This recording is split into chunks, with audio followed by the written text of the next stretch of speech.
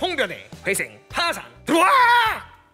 안녕하십니까. 회생 파산 들어와 홍인섭 변호사입니다. 법인 파산이 진행되다가 파산 폐지가 되거나 파산 종결이 되면 법인 파산 절차는 종료됩니다. 법인 파산 절차가 종료된다는 의미는 법인 파산 절차가 끝난다는 의미입니다. 법인 파산 절차가 진행되다가 법원으로부터 파산 폐지가 있거나 파산 종결이 있게 되면 법인 파산 절차가 종료됩니다. 그렇다면 법원은 파산 폐지와 파산 종결을 언제쯤 내리게 될까요? 또한 파산 폐지와 파산 종결은 서로 어떻게 다를까요? 오늘은 법원이 법인 파산이 종료되는 파산 폐지와 파산 종결을 언제쯤 내리는지, 파산 폐지와 파산 종결의 의미는 어떻게 되는지, 파산 폐지와 파산 종결은 서로 어떻게 다른지 등을 알려드리겠습니다. 먼저 법인 파산 절차의 종료에 해당하는 파산 폐지부터 살펴보겠습니다.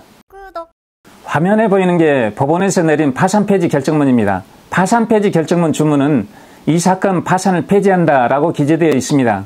이후에는 파산재단으로서 파산 절차의 비용을 충당하기에도 부족하다고 인정되므로 채무자회생 및 파산에 관한 법률 제545조 제1항을 적용하여 주문과 같이 결정한다 라고 기재되어 있습니다. 파산 폐지 결정문은 이런 내용으로 기재되어 있습니다. 법인 채무자가 파산 신청을 하고 파산 선고를 받아 파산 절차를 진행하고 있는데 도중에 법원으로부터 이런 파산 폐지 결정문을 송달받으면 굉장히 당혹스럽고 불안한 생각이 듭니다. 파산 절차가 뭔가 잘못된 것이 아닌가, 파산 절차가 잘못되어 기각된 것이 아닌가 라는 것으로 오해하기 때문입니다. 그러나 전혀 걱정할 필요는 없습니다. 오히려 매우 긍정적으로 생각하면 됩니다.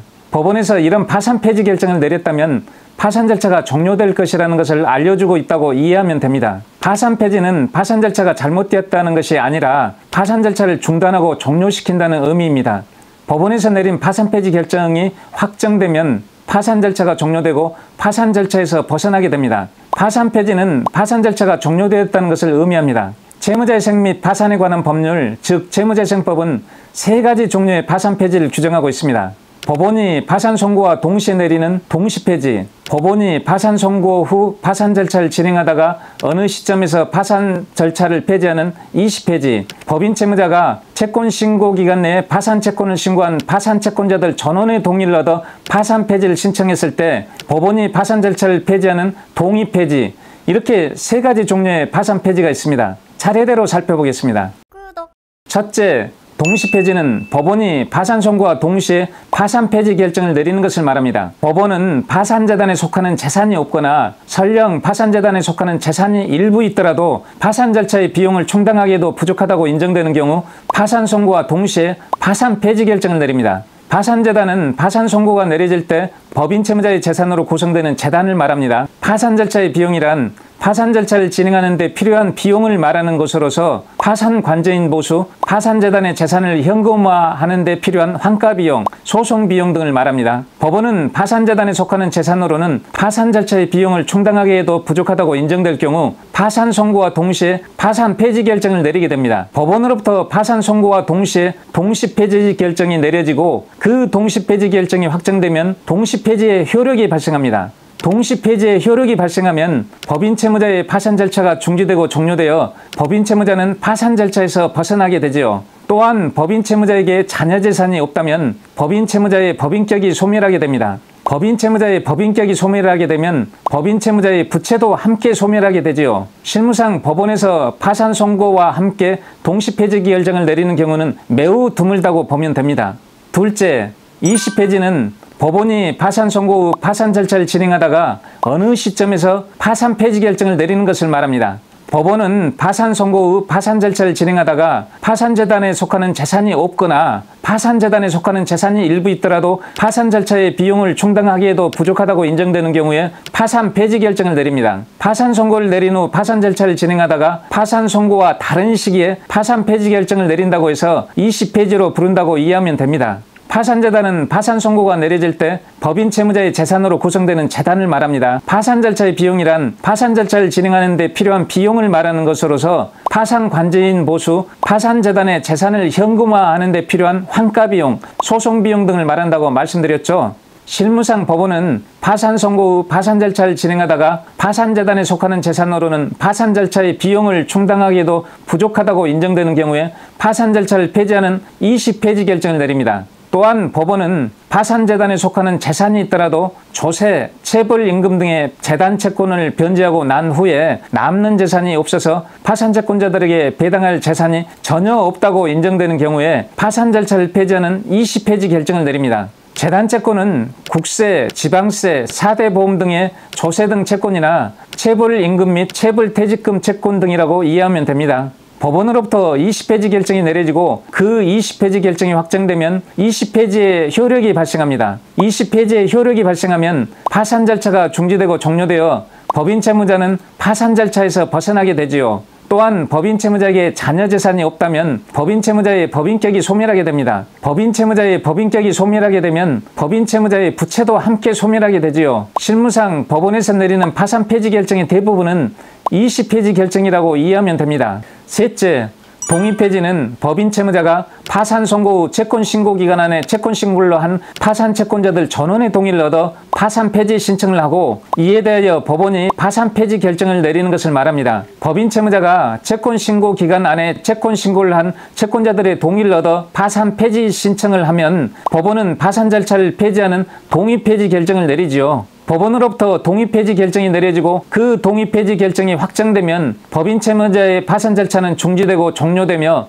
법인 채무자는 파산 절차에서 벗어나 파산 선고 전에 정상적인 회사로 복귀합니다.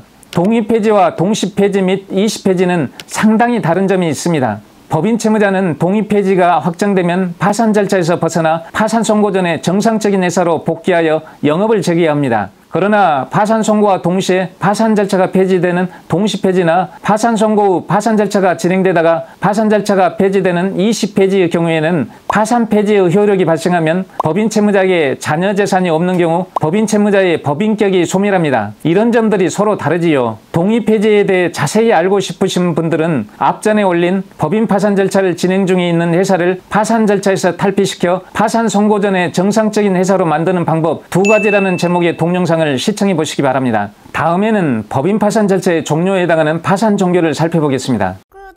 화면에 보이는 게 법원에서 내린 파산 종결 결정문입니다. 파산 종결 결정문 주문은 이 사건 파산을 종결한다 라고 기재되어 있지요. 파산을 종결한다는 것은 파산 절차를 종료한다는 의미입니다. 법원은 파산재단에 재산이 있을 때 이 재산을 환가하여 현금화 시킨 다음 파산 채권자들에게 배당을 해주고 파산 절차를 종료시키기 위하여 파산 종결 결정을 내립니다. 파산 종결과 이시폐지는 다 같이 파산 절차를 종료시키는 법원의 결정에 해당한다는 점에서 공통점이 있습니다.